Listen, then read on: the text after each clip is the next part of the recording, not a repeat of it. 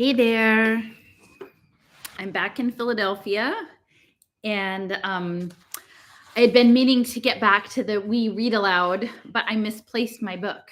I wasn't sure where it had gotten to, and but it turns out it fell between the bed and the nightstand. So I found it today, and so I thought I'd start again. This is going to be section 4, and you can find the first 3 read alouds, which were in Tucson, on my playlist. And so this is the 18th entry.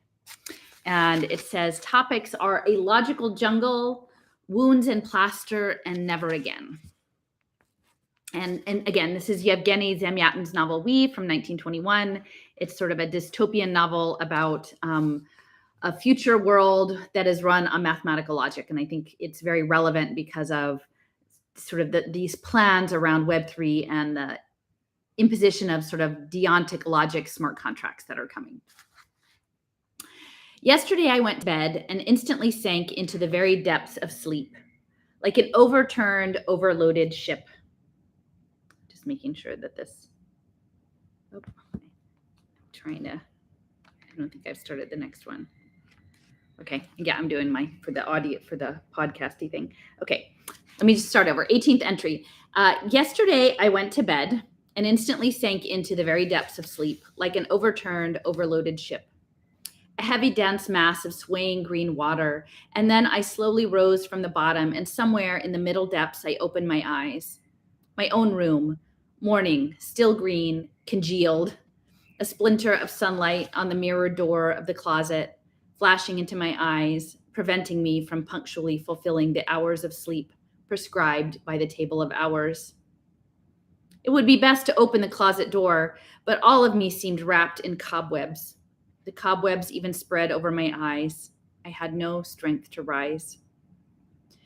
And yet I rose and opened, and suddenly, behind the mirror door, struggling out of her dress, all rosy, I, 3:30. By now, I was so accustomed to the most incredible events that, as I recall, I was not even surprised, and I asked no questions. I quickly stepped into the closet and breathlessly, blindly, greedily united with her.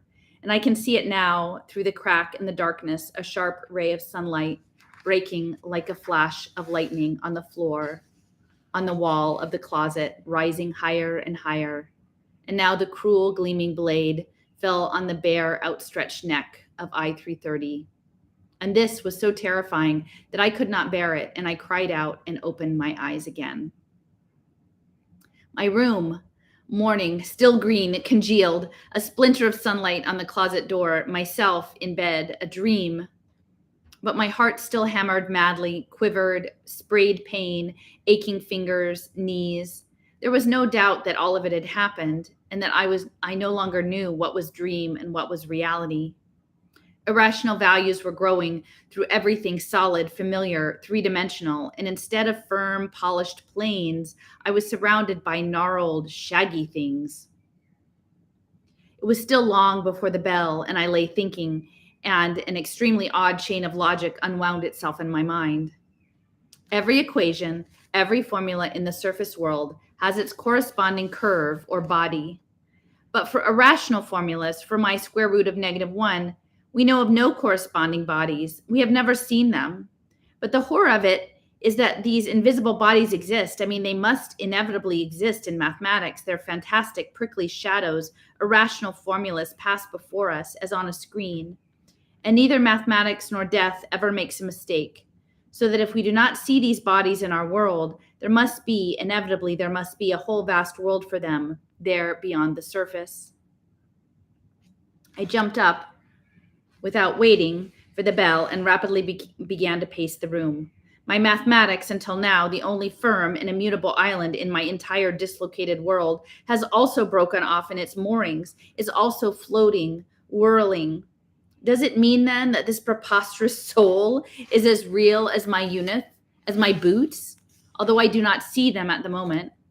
They are behind the mirrored closet door. And if the boots are not a disease, well, then why is the soul a disease? I sought and could not find a way out of this wild thicket of logic. It was the same unknown and eerie jungle as the other one, behind the green wall, inhabited by the extraordinary, incomprehensible creatures that spoke without words. It seemed to me that I was seeing through thick glass something infinitely huge, and at that same time infinitely small and scorpion-like, with a hidden yet constantly sensed sting, that square root of -1. Perhaps this was nothing else but my soul, which, like the legendary scorpion of the ancients, voluntarily stung itself with everything that. The bell. It was day. All of this, without dying, without vanishing, was merely covered by the light of day, just as visible objects without dying are covered at night by the darkness. A vague, quivering mist filled my head.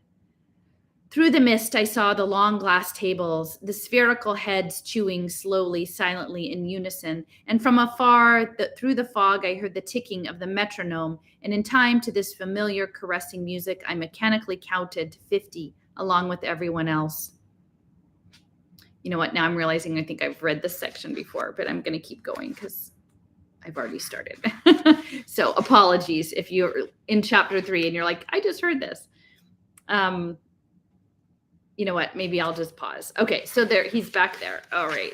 Oh, there we go. Yep. See, I had moved to 19 and forgot to flip the page. So this is 19, the 19th entry. The infinitesimal of the third order, a scowling glance over the parapet. Okay, sorry about that. Okay, in that strange, certainly not a professional audiobook here. Okay, in that strange corridor with the quivering line of dim lamps, or no, it was not there. It was later, when we were already in some hidden corner in the yard of the ancient house, she said, the day after tomorrow. Well, that means today, and everything is winged. The day flies. Our integral is ready for flight. The rocket motor has already been installed and was tested today on the ground. What magnificent, powerful blasts, and to me, each of them was a salute in honor of her, the unique one in honor of today. During the first firing, a dozen or so numbers from the dock neglected to get out of the way, and nothing remained of them except some crumbs and soot. And I record with pride that this did not disturb the rhythm of our work for even a moment. No one recoiled. Both we and our machines continued our straight line and circular motions with the same precision as before, as though nothing had happened. 10 numbers are less than 100 millionth part of the population of the one state. Practically considered, it is an infinitesimal of the third order. Only the ancients were prone to arithmetically illiterate pity, and to us it is just ridiculous. And it's ridiculous to me that yesterday I paid attention to a miserable little gray spot and even wrote about it in these pages. All of this is but that same softening of the surface, which should be diamond hard as our walls. 16 o'clock. I did not go far from my supplementary walk. Who knows, she just might take it into her head to come down just now when everything rings brightly with the sun. I am almost alone in the house. Through the sun-drenched walls, I can see far, both right and left and down, the empty rooms suspended in the air, repeating themselves as a mirror. And only on the bluish stairway, faintly sketched in by the sun, a lean gray shadow is sliding up. I hear the steps now, and I see through the door, and I feel the plaster smile glued to me, and then past the door and down another stairway. The annunciator clicked, and I threw myself to the narrow white slit and saw some unfamiliar male number beginning with a consonant, and the elevator hummed and the door slammed, and before me a heavy brow set carelessly aslant over the face, and the eyes, a strange impression as though his words were coming from under the scowling brow where his eyes were. A letter for you from her came from beneath the overwhelming brow. She asked that everything be done exactly as it says. From under the jutting brow, the overhang, a glance around. There is no one here. Come, let me have it. And with another glance around, he slipped the envelope and left, and I was alone. No, not alone.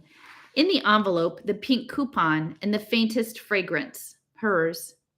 It is she. She will come. She will come to me.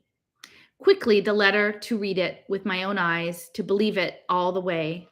But no, this cannot be true. I read again, skipping lines, the coupon, and don't fail to lower the shades as if I were really there. It is essential that they think I'm very, very sorry. I tore the letter to bits in the mirror for the second, my distorted, broken eyebrows, and I took the coupon to tear it even as I tore her note. She asked that everything be done exactly as it said. My hand slackened. The coupon dropped on the table. She is stronger than I. I'm afraid I will do what she asks. However, I don't know. We'll see. It's still a long time until evening. The coupon lies on the table. My tortured, broken eyebrows in the mirror. Why don't I have a doctor's note today as well? I would walk and walk endlessly around the whole green wall and then drop into bed to the very bottom. But I must go to the 13th auditorium. I must wind all of myself up tightly to sit 2 hours without stirring when I need to scream and stamp my feet. The lecture. How strange that it is the voice coming from the gleaming apparatus is not metallic as usual, but somehow soft, furry, mossy. A woman's voice. I imagine her as she must have been once upon a time, tiny, a little bent hook of an old woman, like the one at the ancient house. The ancient house, and everything bursts out like a fountain from below, and I must use all of my strength to steel myself again, or I will drown the auditorium with screams. Soft, furry words pass through me, and all that remains is the awareness that they have something to do with children, child breeding. I am like a photographic plate. I retain every impression with an oddly alien, indifferent, senseless precision. A golden crescent, the light reflected on the loudspeaker under it. A child, a living illustration, stretches towards the crescent. The edge of its microscopic unit in its mouth, a tightly closed little fist, the little thumb inside of it, a light shadow across its wrist, a plump, tiny fold. Like a photographic plate, I record. The bare foot hangs over the edge now. The rosy fan of toes is stepping on air. A moment, and it will tumble to the floor. A woman's scream, a eunuch spreading like transparent wings, flew up to the stage, caught the child, lips on the tiny fold across the wrist. She moved the child to the middle of the table and came down from the stage. Mechanically, my mind imprinted the rosy crescent of the lips, its horns down, the blue saucer eyes filled to the brim. Oh, and if reading some harmonious formula, I suddenly realized the necessity, the logic of this trivial incident. She sat down just behind me on the left, and I glanced back. She obediently took her eyes away from the table with the child. Her eyes turned to me, entered me, and again she and I and the table on the stage, 3 points, and through these points, lines, projections of some inevitable, still unseen events. I walked home along the green, twilit street, already gleaming with lights here and there. I heard all of myself ticking like a clock, and the hands of the clock would in any moment step across some figure. I would do something from which there would be no drawing back. She, I, 3:30, needs someone to think she is with me, and I need her. And what do I care for her need? I will not be blind for someone else. I won't. Behind me, familiar steps as though splashing through puddles. I no longer glance back. I know it is S. He'll follow me to the door, and then he will probably stand below on the sidewalk, his gimlets drilling up into my room until the shades fall, concealing someone's crime. He, my guardian angel, put a period to my thoughts. I decided. No, I won't, I decided. And when I came into my room and I switched on the light, I did not believe my eyes. Near the table stood O, or rather hung like an empty dress that had been taken off the body. It was as though not a single spring remained under her dress. Her arms drooped, springless, her legs, her voice hung limply. About my letter, you received it, yes? I must know the answer. I must know, right now. I shrugged, gloating as if she were to blame for everything, and I looked at her brimming blue eyes and delayed the answer. And then, with enjoyment, stabbing her with every separate word, I said, an answer? Well, you are right completely, about everything. Then she tried to cover her trembling with a smile, but I saw it. Well, very well. I'll go at once. She hung over the table, lowered eyes, limp arms, legs. The crumpled pink coupon of the other one was still on the table. I quickly opened the manuscript of We and hid the coupon, more, perhaps from myself than from O. You see, I'm still writing, already 170 pages, and it's turning into something so unexpected. A voice, a shadow of a voice. Do you remember on page 7, I let a drop fall, and you, blue saucers, silent, hurried drops over the brim, down the cheeks, and words hurried over the brim. I can't. I will go in a moment. I'll never again let it be as you say. But I must have your child. Give me a child, and I will go. I will go. And I saw all of her trembling under her unif, and I felt in a moment I too, and I put my hands beside my back and smiled. You seem to be anxious for the benefactor's machine. And all her words like a stream over the dam. It doesn't matter, but I'll feel it within me. And then, if only for a few days, to see just once the little crease here, like that one on the table, only one day. 3 points, she and I and the tiny fist were there on the table with the plump fold. Once, I remember when I was a child, we were taken to the accumulator tower. On the very top landing, I bent over the glass parapet, and below dots of people, and my heart thumped sweetly. What if, at the time, I had merely seized the rail more firmly? Now I jumped. So you want it, knowing that, and the eyes closed as if facing the sun, a wet, radiant smile. Yes, yes, I do. I snatched the pink coupon from under the manuscript, the other's coupon, and I ran downstairs to the controller on duty. And O caught my hand and cried out something, but I understood her words only when I returned. She sat on the edge of the bed, her hands locked tightly between her knees. That was her coupon? What does it matter? Well, yes, hers. Something cracked, or perhaps O merely stirred, and she sat, hands locked in her knees, silently. Well, hurry. I roughly seized her hand, and red spots, tomorrow they'll be blue, appeared on her wrist by the plump, childlike fold. That was the last, and then a click of the switch. All thought extinguished. Darkness, sparks. I flew over the parapet, down. 20th entry. Discharge, the material of ideas, zero crag. Discharge, this is the most fitting definition. Now I see that it was precisely like the electrical discharge. The pulse of my recent days had grown ever drier, ever faster, ever more tense. The poles came ever closer, a dry crackling, another millimeter, explosion, and then silence. Everything in me is very quiet and empty now, as in a house when everyone is gone and you are lying alone, sick, and hearing with utmost clarity the sharp, metallic ticking of your thoughts. Perhaps this discharge has cured me finally of my tormenting soul, and I've become again like all of us. At least I can now visualize without any pain on the steps of the cube. I can see her in the gas bell, and if she names me there in the operational section, it does not matter. In my last moment, I shall piously and gratefully kiss the punishing hand of the benefactor. Suffering punishment is my right in relation to the one state, and I will not yield this right. We, the numbers of our state, must not give up this right, the only and therefore the most precious right that we may possess. My thoughts ticked quietly with metallic clarity. An unseen arrow carries me off into the blue heights of my beloved abstractions. And there, in the purest, most rarefied air, I see my idea of right burst with the snap of a pneumatic tire. And I see clearly that is merely a throwback to one of the absurd prejudices of the ancients, their notion of rights. There are clay ideas, and there are ideas forever carved of gold or of our precious glass. And in order to determine the material of which an idea is made, it is enough to pour open upon it a single drop of strong acid. One of these acids was known to the ancients too, reductio ad finem. I believe this is what they called it, but they were afraid of this poison. They were preferred to see even a clay heaven, even a toy heaven, rather than blue nothing.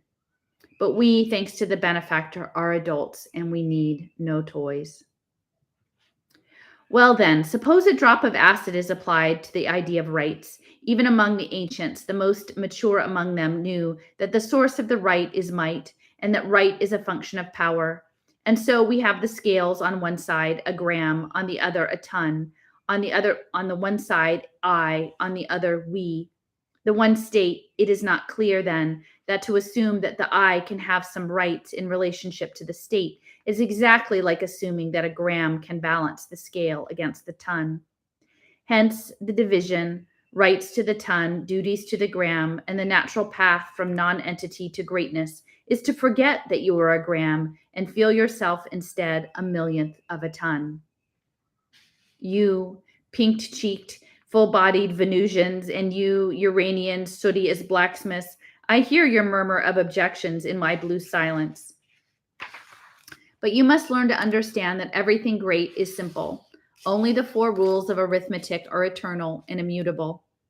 And only an ethic built on the 4 rules can be great, immutable, and eternal. This is the ultimate wisdom, the summit of the pyramid, which people flushed with perspiration, kicking and gasping, have been climbing for centuries. And from this summit, all that is below in the depths, where the residual something surviving in us from our savage ancestors still stirs, like a heap of miserable worms, is alike. From this summit, all of these are alike. The unlawful mother, the murderer, the madman who dared to fling his verses into the face of the one state, and the judgment meted out to him, to them, is alike. Untimely death.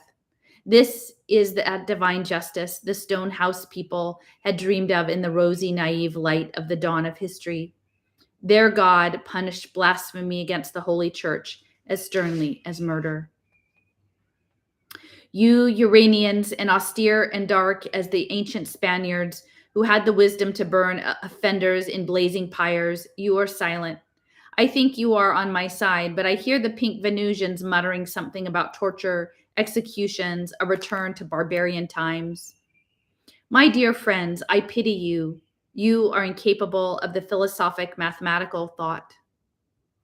Human history ascends in circles, like an arrow. The circles differ. Some are golden, some bloody, but all are equally divided into 360 degrees.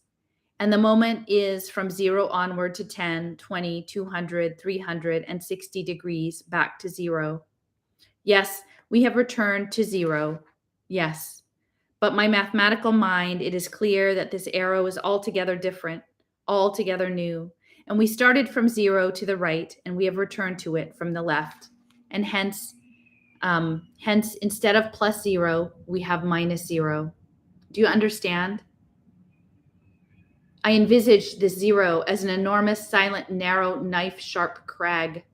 In the fierce, shaggy darkness, holding our breath, we set out from the black night in the side of the 0 crag. And for ages we, the Columbuses, have sailed and sailed, and we have circled the entire earth, and at long last, hurrah, the burst of a salute, and everyone aloft, the masts. Before us is a different, hitherto unknown side of 0 crag, illuminated by the northern lights of the one state, a pale blue mass, sparks, rainbows, suns, hundreds of suns, and billions of rainbows. What if we are but a knife's breadth away from the other, the black side of the crag? The knife is at the strongest, the most immortal, the most brilliant of man's creations. The knife has been a guillotine. The knife is the universal means of solving all knots. Along the knife's edge is the road of paradoxes, the only road worthy of a fearless mind. 21st entry. Topics: an author's duty, the ice swells, the most difficult love. Yesterday was her day, and once again she did not come, and once again she sent an inarticulate note explaining nothing. But I am calm. I am completely calm. If nevertheless I follow the note's dictates, if I take down her coupon to the controller on duty, and then, lowering the shades, sit in my room alone, it is not because I am unable to act against her wishes. Ridiculous. Of course not. It is simply because, protected by the shades from all the plaster healing smiles, I can quietly write these pages. That is one. And second, I am afraid that if I lose I-330, I will also lose what is perhaps the only key to the disclosure of all the unknown quantities, the incident of the closet, my temporary death, and so on.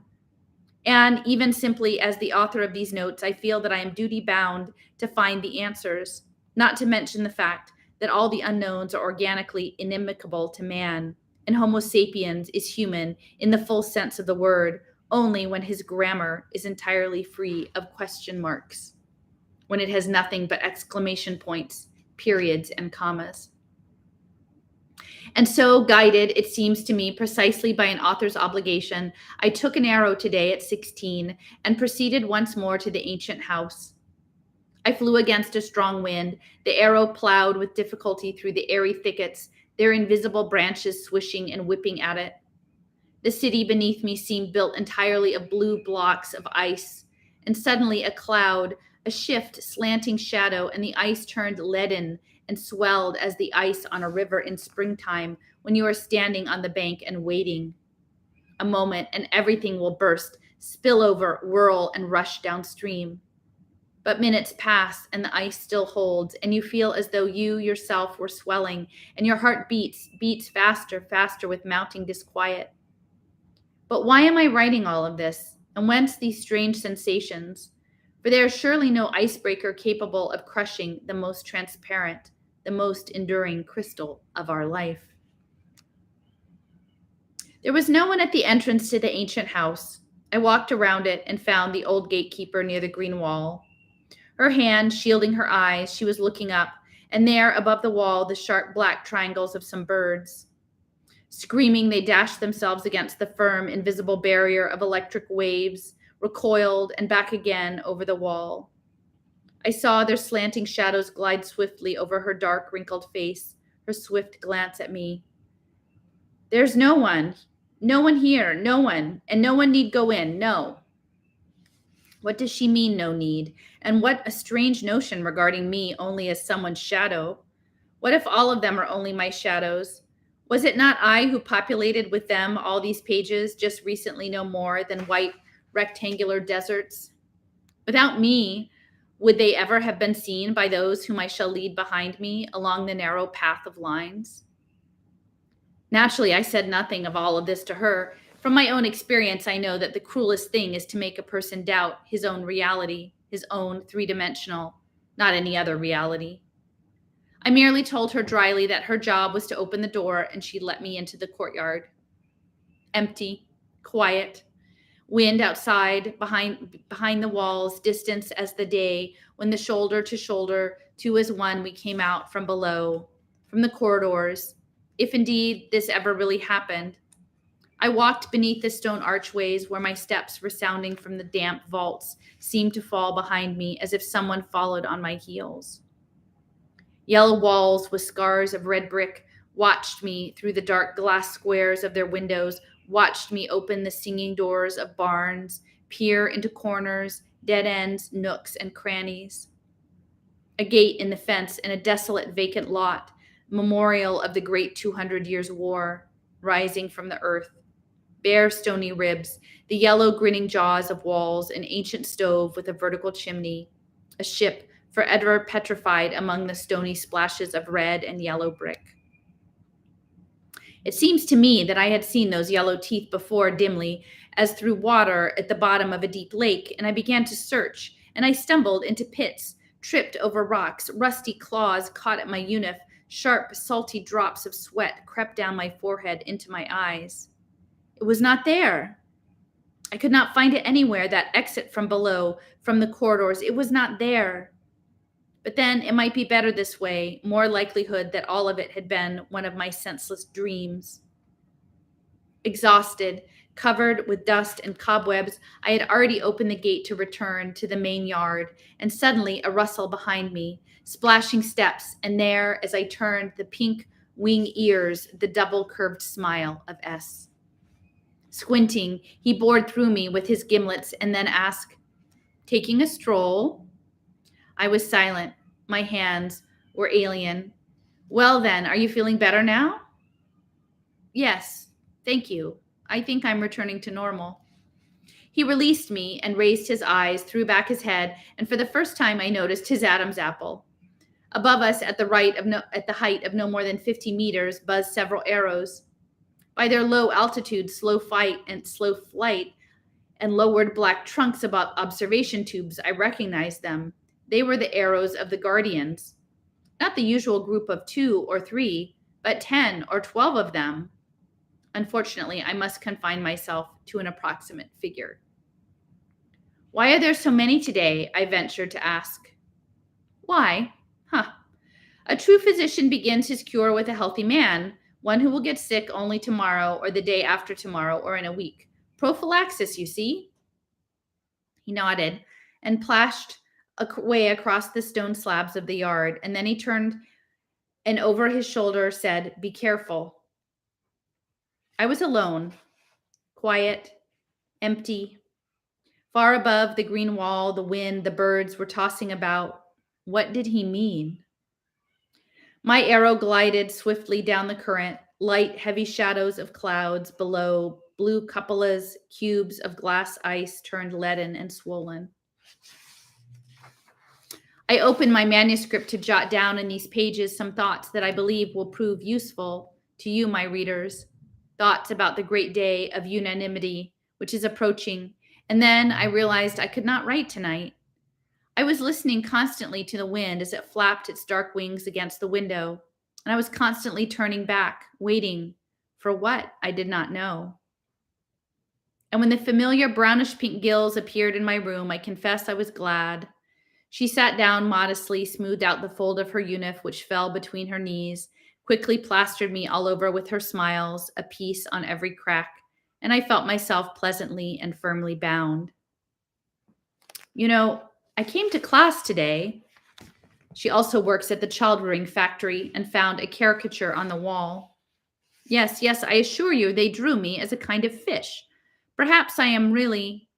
Oh, no, of course not, I hastened to say. From nearby, there was really nothing in her face resembling gills, and my word about gills had been entirely wrong. Well, anyway, that wasn't important. But you understand the act itself. Naturally, I called out the guardians. I'm very fond of children, and I believe that the most difficult and the most noble love is cruelty. Do you understand it? I certainly did. It echoed in my own thoughts, and I could not refrain from reading to her a fragment from my 20th entry, beginning with, "My thoughts tick quietly with metallic clarity." Without looking up, I saw the quivering of her brown pink cheeks, drawing closer and closer to me, and now her dry, hard, almost pricking fingers were on my hands. Give it to me. Give it to me. I will record it and have the children memorize it. We need this more than your Venusians. We need it today, tomorrow, and the day after tomorrow. She glanced over her shoulder and almost whispered, "Have you heard? They say that on the day of unanimity." And I jumped up. What? What do they say? What do they say about the day of unanimity? The comfortable walls had disappeared, and I instantly felt myself flung out there where the immense wind tossed over the roofs and the slanting twilight clouds sank lower and lower. You resolutely, firmly grasped my shoulders, although I noticed that, as if some resonating down to my own agitation, her bony fingers trembled. "Sit down, my dear. Don't get upset. People say all sorts of things, and it doesn't matter.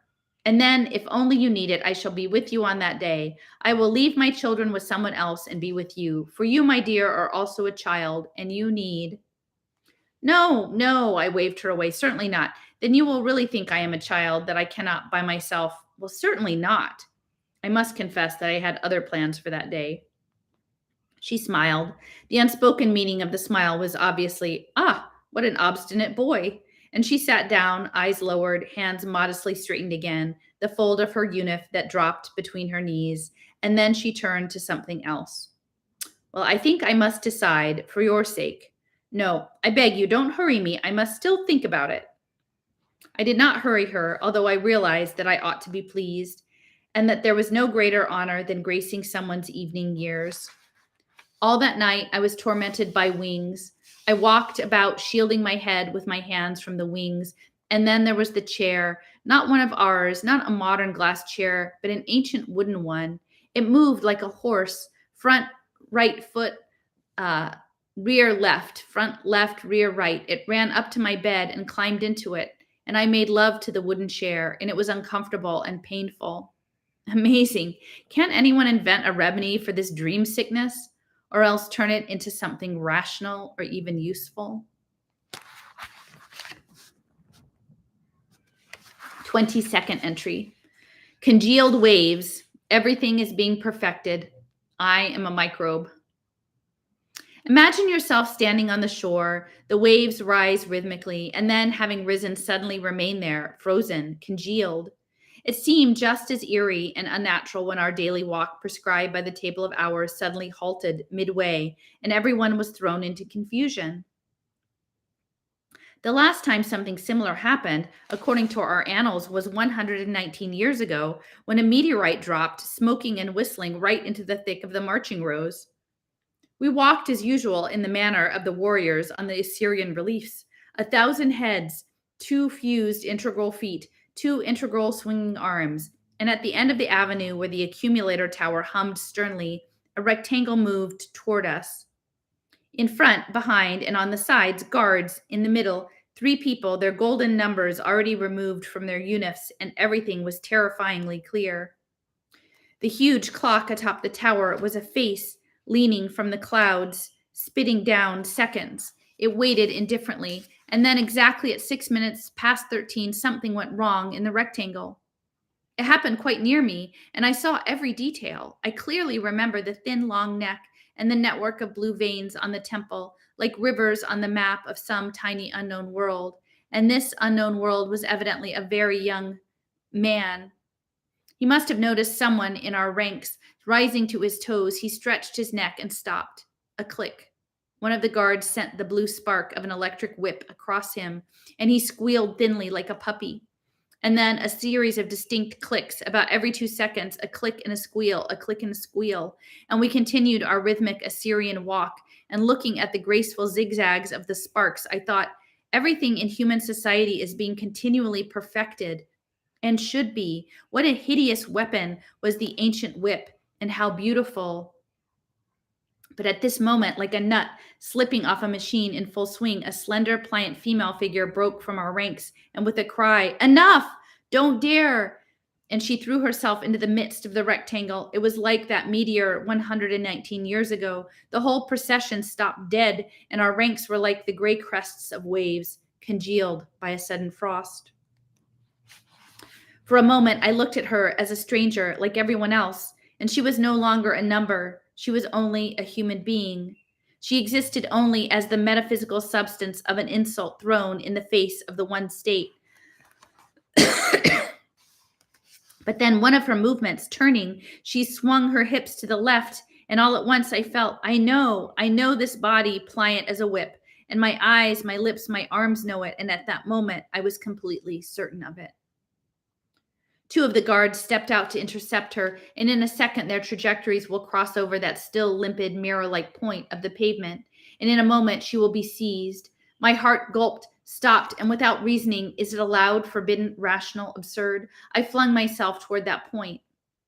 I sensed upon me thousands of terrified, wide-open eyes, but this merely fed the desperate, gay, exalting strength of the hairy-armed savage who broke out of me until he ran faster. Only 2 steps remained, and she turned. Before me was a trembling, freckled face, red eyebrows. It was not she, not I-330. Wild burst of joy, I wanted to cry out something like, "Right, hold her!" But I heard only a whisper, and on my shoulder a heavy hand, and I was held. I was being taken somewhere, and I tried to explain to them. But listen, you must understand, I thought. But how explain all of myself, all of my sickness recorded in these pages? And I subsided and walked obediently. A leaf torn off of a tree by a sudden blast of wind obediently falls downward, but on the way it whirls, catches at every familiar branch, fork not. And I too was catching at every silent spherical head, at the transparent ice of the walls, at the blue spire of the accumulator tower, piercing a cloud. At that moment, when an impenetrable curtain was just about to cut me off from the whole beautiful world, I saw nearby, swinging his pink earwings, gliding over this mirror-smooth pavement, a huge familiar head and a familiar flattened voice.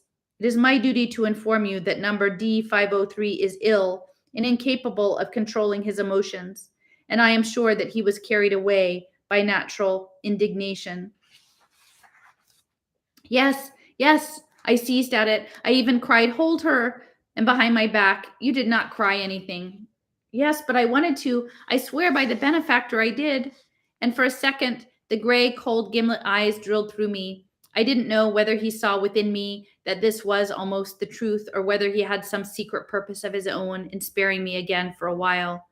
But he wrote out a note and gave it to me, to one of those who held me, and I was free again, or to be more exact, I was returned again to the rectangular, endless Assyrian ranks.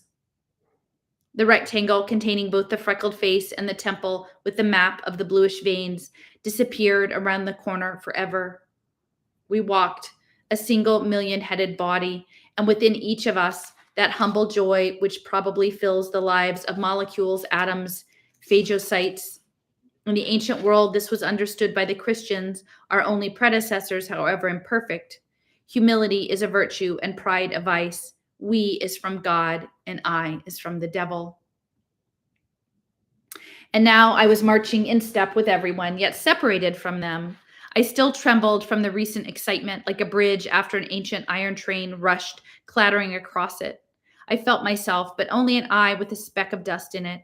An abscessed finger and infected tooth feels themselves, are aware of their individuality. A healthy eye, finger, tooth are not. They seem non-existent. Is it not clear that individual consciousness is merely a sickness? Perhaps I am no longer a phagocyte busily and calmly devouring microbes with bluish temples and freckles. Perhaps I am a microbe, and perhaps there are already thousands of them among us, still like myself, pretending to be phagocytes. What if today's essentially unimportant incident? What if it is only a beginning, only the first meteorite of a hail of thundering, fiery rocks poured by infinity upon our glass paradise? Oh, that's really interesting. I'm going to talk about this a little bit more later, but when I was in Arizona, I went to Tempe to the Arizona State University, and they have a big space sciences program, and they actually have the largest university-based meteorite collection. That's kind of an interesting synchronicity there. All right, 23rd entry. It is said there are flowers that bloom only once in 100 years. Why should there not be some that bloom once in 1,000, in 10,000 years? Perhaps we never knew about them simply because this once in 1,000 years has come only today. Blissfully, drunkenly, I walked down the stairs to the number on duty, and all around me, wherever my eyes fell, 1,000-year-old buds were bursting into bloom. Everything bloomed. Armchairs, shoes, golden badges, electric bulbs, someone's dark, shaggy eyes, the faceted columns of the banisters, a handkerchief, someone dropped on the stairs, the table of the number on duty, and the delicately brown, speckled cheeks of you over the table. Everything was extraordinary, new, delicate, rosy, moist. You took the pink coupon, and above her head, through the glass wall, the moon, the pale blue moon, fragrant, swayed from an unseen branch. And I pointed triumphantly at the moon and said, "The moon, you understand?" And you glanced at me and then at the number on the coupon, and I saw again that enchantingly modest, familiar movement of her hand, smoothing the folds of the unif between the angles of her knees. "My dear, you don't look normal. You look sick.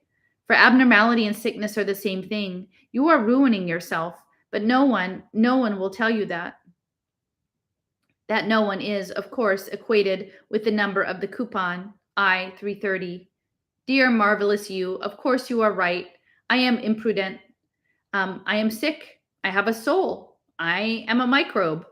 But isn't blooming a sickness? Doesn't it hurt when a bud splits open? And don't you think that spermatozoa are the most terrible of the microbes? Back upstairs in my room, in the wide open calyx of the chair, I 330. I am on the floor, embracing her legs, my head in her lap, and we do not speak. Silence, heartbeats, and I am a crystal. I dissolve in her.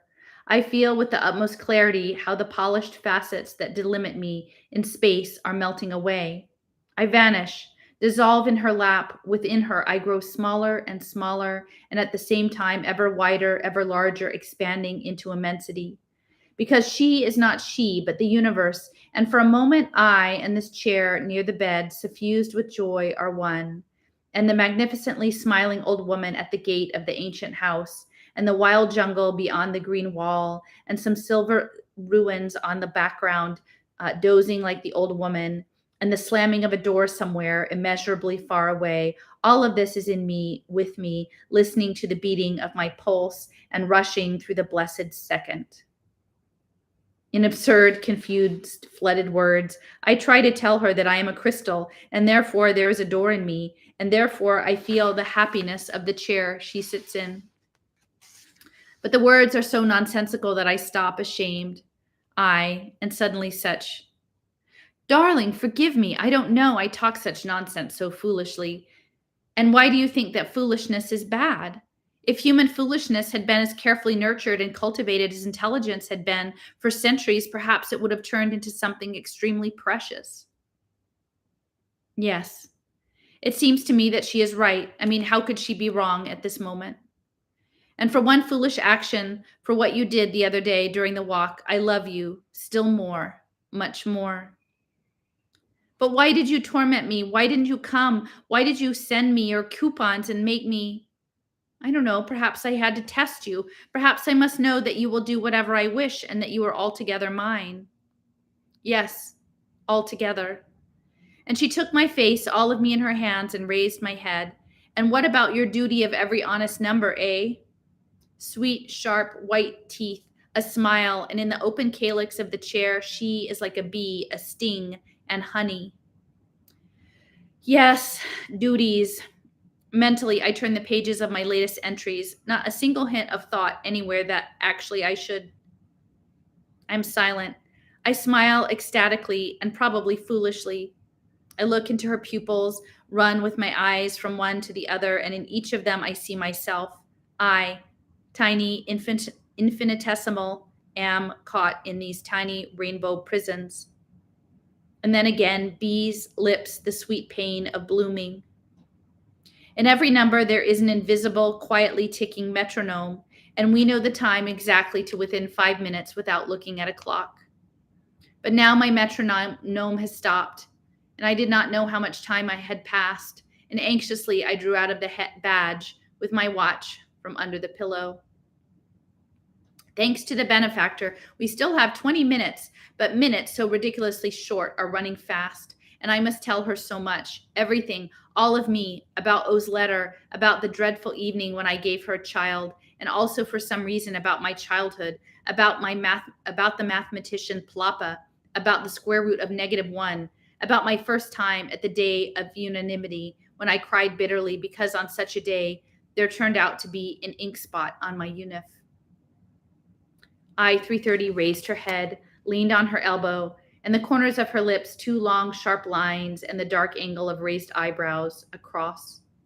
Perhaps on that day, and she broke off, her brow darkening. She took my hand and pressed it hard. Tell me, you will not forget me. You will remember me always.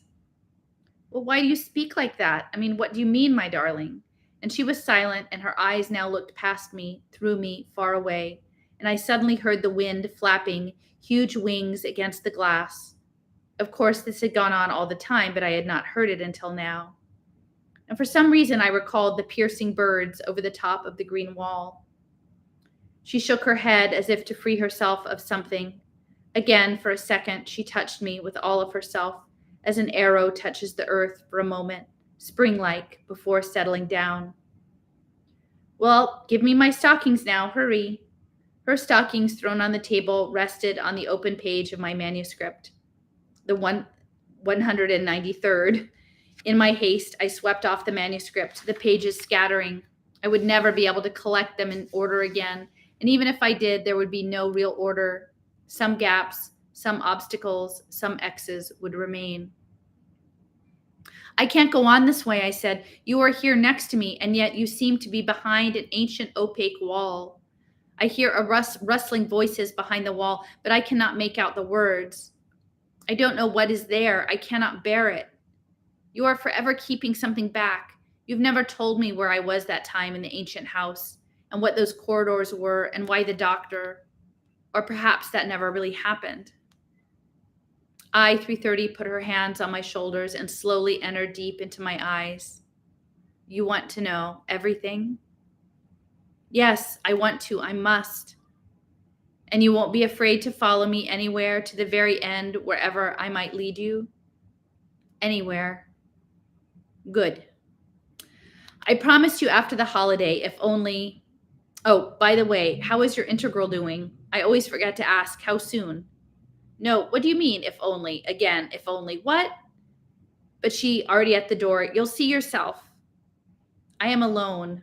All that remains of her is a faint fragrance, reminiscent of the sweet, dry yellow pollen of some flowers from behind the wall, and also the little hooks of questions firmly stuck within me like those used by the ancients in catching fish. Prehistoric museum. Why did she suddenly think of the integral? 24th entry. Topics: the limit of function, to cross out everything, and Easter. I am like a machine set at excessive speed. The bearings are overheated. Another minute and molten metal will begin to drip and everything will be turned to naught. Quick, cold water, logic. I pour it by the pailful, but logic hisses on the red-hot bearings and dissipates into the air in whiffs of white, elusive steam. Of course, it's clear in order to determine the true value of a function, it is necessary to take it to its ultimate limit. And it is clear that yesterday's preposterous dissolution of the universe brought to its ultimate point means death. For death is precisely the most complete dissolution of self in the universe. Hence, if we designate love as L and death as D, then L equals F parentheses D. In other words, love and death. Yes, exactly. This is why I'm afraid of I-330. I resist her. I don't want to, but why does this I don't want exist within me together with I want? That's the full horror of it. I long for last night's blissful death again. That's the horror of it, that even today, when the logical function has been integrated, when it is obvious that death is implicit in this function, I still desire her, with my lips, arms, breast, with every millimeter of me. Tomorrow is Unanimity Day. She will, of course, be there too, and I'll see her, but only from a distance. From a distance that will be painful because I am irresistibly drawn to be near her so that her hands, her shoulder, her hair, but I long even for this pain. Let it come. Great benefactor, how absurd to long for pain. Who doesn't know that pain is a negative value and that the sum of pain diminishes the sum we call happiness, and hence? And yet there is no hence. Everything is blank and bare. In the evening, through the glass walls of the house, a windy, feverishly pink, disquieting sunset, I turned my chair away from the intruding pinkness and turned the pages of my notes. And I can see, again, I have forgotten that I am writing not for myself, but for you, unknown readers, whom I love and pity, for you who are still trudging somewhere below, behind in distant centuries. Well, then, about Unanimity Day, this great holiday, I have always loved it since childhood. It seems to me that to us it has the meaning similar to that of Easter to the ancients. I remember on the eve of this day, I would prepare for myself a sort of hour calendar and then happily cross out each hour, an hour nearer, an hour less to wait. If I were certain that nobody would see it, honestly, I would carry such a little calendar with me, even today, watching it by how many hours remain until tomorrow, when I will see, if only from a distance. I was interrupted. They brought me a new uniform, fresh from the factory. We usually receive new uniforms for this day. And in the hallway outside, steps, joyful exclamations, and noise. I continue. Tomorrow we will see the spectacle which is repeated year in and year out, and yet is ever new and ever freshly stirring. The mighty chalice of harmony, the reverently upraised arms. Tomorrow is the day of the annual elections of the benefactor. Tomorrow we shall again place in the benefactor's hands the keys to the imperishable fortress of our happiness. Naturally, this is entirely unlike the disorderly, disorganized elections of the ancients, when, absurd to say, the very results of the elections were unknown beforehand. building a state on entirely unpredictable eventualities blindly what can be more senseless? And yet apparently it needed centuries before man understood this. Needless to say, among us, in this respect, as in all others, there is no room for eventualities. Nothing unexpected can occur, and the elections themselves are mainly symbolic, meant to remind us that we are a single mighty million-celled organism, that, in the words of the ancients, we are the church, one and indivisible. Because the history of the one state knows of no occasion when even a single voice dared to violate the majestic unison. It is said that the ancients conducted their elections in some secret manner, concealing themselves like thieves. Some of our historians even assert that they came to the election ceremonies carefully masked. I can imagine that fantastically gloomy sight, a square, figures in dark cloaks moving stealthily along the walls, the scarlet flame of torches flattened by the wind. No one has yet discovered the full reason for all this secrecy. It is most likely that the elections were connected with some mystical, superstitious, or even criminal rites. But we have nothing to conceal or be ashamed of. We celebrate elections openly, honestly, in broad daylight. I see everyone voting for the benefactor, and everyone sees me voting for the benefactor. And indeed, how could this be otherwise, since everyone and I are a single we? How infinitely more ennobling, sincere, and lofty this is than the cowardly, stealthy secrecy of the ancients. And also how much more expedient. I mean, for even assuming the impossible, some dissonance in the usual monophony, the unseen guardians are right there in our ranks, and they can immediately take note of the numbers of people who have strayed and save them from further false steps, thus saving the one state from them, and finally, one more. Through the wall on the left, a woman hastily unfastening her uniform before the glass door of the closet, and for a second, a glimpse of eyes, lips, two sharp, rosy points, and then the blind falls, and all that happened yesterday is instantly upon me, and I no longer know what finally one more was meant to be. I want to know nothing about it, nothing. I want one thing. I 330. I want her with me every minute, any minute, always, only with me. And all that I have just written about unanimity is unnecessary, entirely beside the point. I want to cross it out and tear it up and throw it away. Because I know, and this may be blasphemy, but it is true, the only holiday for me is to be with her, to have her near me, shoulder to shoulder, and without her, tomorrow's sun will be nothing but a small circle cut of tin, and the sky, tin painted blue, and I myself. I snatched the telephone receiver. I 330, is it you? Yes, you're calling so late. Perhaps it is not too late. I want to ask you. I want you to be with me tomorrow, darling. And I said the last word almost in a whisper, and for some reason the memory of an incident this morning at the building site flashed before me. In jest, someone had placed a watch under a 100-ton hammer. The hammer swung, a gust of wind in the face, and 100 tons delicately, quietly came to rest upon the fragile watch. A pause, it seems to me, that I hear someone's whisper there in her room, and then her voice, "No, I cannot. You understand, I would myself. No, I cannot. Why? You will see tomorrow night." Okay, so I think I'll do one more, 25th entry. Before the ceremony, everyone stood still and let me start again. Before the ceremony, everyone stood still, and like a solemn, slow canopy, the hymn swayed over our heads, hundreds of trumpets from the music plant, and millions of human voices, and for a second, I forgot everything. I forgot the disquieting hints of I-330 about today's celebration. I think I forgot even her. I was the boy who had once wept on this day over a tiny spot on his uniform, visible to no one but himself. No one around me may see the black indelible spots I am covered with, but I know that I, a criminal, have no right to be among these frank, wide-open faces. If I could only stand up and shout and scream everything about myself, and let it not mean the end, let it mean the end, let it. If only for a moment I can feel myself as pure and thoughtless as this childishly innocent blue sky. All eyes were raised, In the unblemished morning blue, still moist with the night's tears, a barely visible speck, now dark, now glowing in the sun's rays.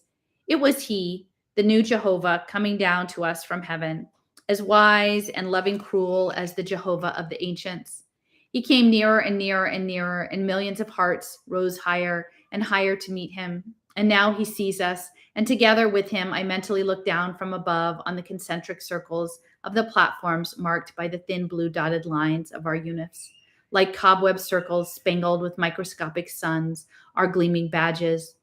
And in a moment, he will sit down in the center of the cobweb, the white, wise spider, the white-robed benefactor who has wisely bound us hand and foot with the beneficent nets of happiness.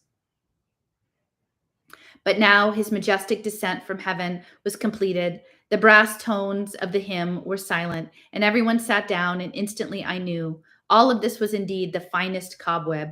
It was stretched tautly. It quivered. In a moment, it would break, and something unthinkable would happen.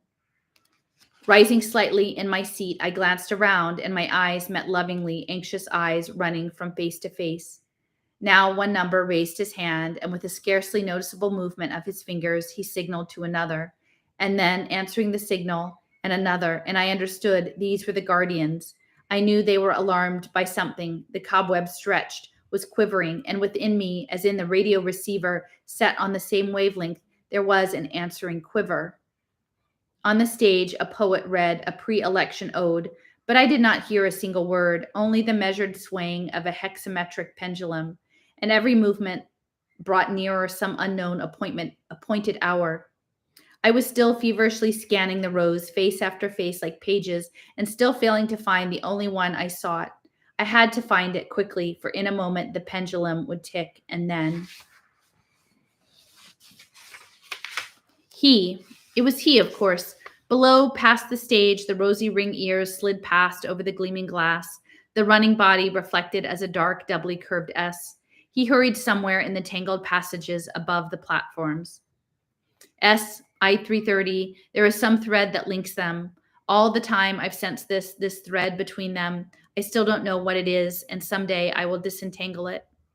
I fastened my eyes on him like a ball of cotton. He rolled farther and farther and farther, the thread trailing behind him. And now he stopped. Now. And like a lightning-quick, high-voltage discharge, I was pierced, twisted into a knot. In my row, at no more than 40 degrees from me, S stopped, bent down. I saw I-330, and next to her, the revoltingly thick-lipped, grinning R-13. My first impulse was to rush there and cry out, "Why are you with him today? Why didn't you want me to?" But the invisible, beneficent cobweb tightly bound my hands and feet. With teeth clenched, I sat stiff as iron, my eyes fixed on them. And now, as I remember the sharp physical pain in my heart, I thought, if non-physical causes can produce physical pain, then it is clear that... Unfortunately, I did not bring this to conclusion. I recall only that something flashed about his soul, and then the absurd ancient saying. His heart dropped into his boots, and I grew numb. The hexameters were silent, and now it will begin. But what? The customary 5-minute pre-election recess, the customary pre-election silence, but now it was not the usual prayer-like worshipful silence. Now it was as with the ancients, when our accumulator towers were still unknown, and when the untamed sky had raged from time to time with storms. This silence was the silence of the ancients before a storm. The air transparent, cast iron. It seemed one had to open the mouth wide to breathe. The ear tense to the point of pain, recorded somewhere behind anxious whispers like gnawing mice. With lowered eyes, I saw before me all the time those two, I-330 and R, side by side, shoulder to shoulder, and on my knees, my hateful, alien, shaggy, trembling hands. In everyone's hands, the badge with the watch, 1, 2, 3, 5 minutes from the stage, the slow cast iron voice. Those in favor will raise their hands. If only I could look into his eyes as in the past directly and devotedly. Here I am, all of me, take me. But now I did not dare, and with a great effort, as though all my joints were rusty, I raised my hand. The rustle of millions of hands, someone stifled, "Ah!" and I felt that something had already begun, was dropping headlong, but I did not know what, and did not have the strength, did not dare look. Who is against? This has always been the most solemn moment of the ceremony. Everyone continued sitting motionless, joyously bowing heads to the beneficent yoke of the number of numbers. But this time, with horror, I heard a rustling again, light as a sigh, more audible than the brass trumpets of the hymn, and thus a man will sigh faintly for the last time of his life, and all the faces around him turn pale with cold drops on their foreheads. I raised my eyes, and it took 1/100th of a second, and I saw thousands of hands swing up against and drop, and I saw the pale cross-marked face of I-330, her raised hand, and darkness fell on my eyes. Another hair's breadth, a pause, silence, my pulse, and then all at once, as a signal from some mad conductor, shouts crashing on all the platforms, the whirl of unifs swept in flight, the figures of the guardians rushing about helplessly, someone's heels in the air before my eyes, and near them someone's mouth wide open in a desperate, unheard scream. For some reason, this etched itself in memory more sharply than anything else, thousands of silently screaming mouths, as on some monstrous movie screen. And just as on a screen somewhere far below, for a second, O's whitened lips. Pressed to the wall, crossed of a passage, she stood shielding her stomach with crossed arms, and then she was gone, swept away. Or I forgot her, because this was no longer on a screen. It was within me, in my constricted heart, in my hammering temples. Over my head on the left, R13 jumped suddenly up on the bench, spluttering, red, frenzied, and in his arms, I-330, her unif torn from shoulder to breast, red blood on white, and she held him firmly around the neck, and he, repulsive and agile, was carrying her up, bounding up in huge leaps from bench to bench. And as during a fire in ancient days, everything turned red before me, and only one impulse remained, to jump, to overtake them. I cannot explain to myself where I found such strength, but like a battering ram, I tore through the crowd, stepping on shoulders, benches, and now I was upon them, and I seized R by the collar. Don't you dare, I say, let her go, this very moment. And my voice was inaudible, and everyone shouted, and everyone ran. Who? What is it? What? R turned, his spluttering lips shaking. He must have thought he had been seized by one of the guardians. What? I won't have it. I won't allow it. Put her down at once. And he merely slapped and shut in his mouth in anger. And I tossed his head and ran on. And at this point, I am terribly ashamed to write about it, but I feel I must record it so that you, my unknown readers, may learn the story of my sickness to the very end. At this point, I swung at his head. You understand, I struck him. I clearly remember this, and I remember too the feeling of release, the lightness that spread throughout my body from this blow. I-330 quickly slipped down from his arms. Get away, she cried to R. Don't you see? Get away, R, go. And baring his white teeth, R spurted some word in my face and dived down and disappeared.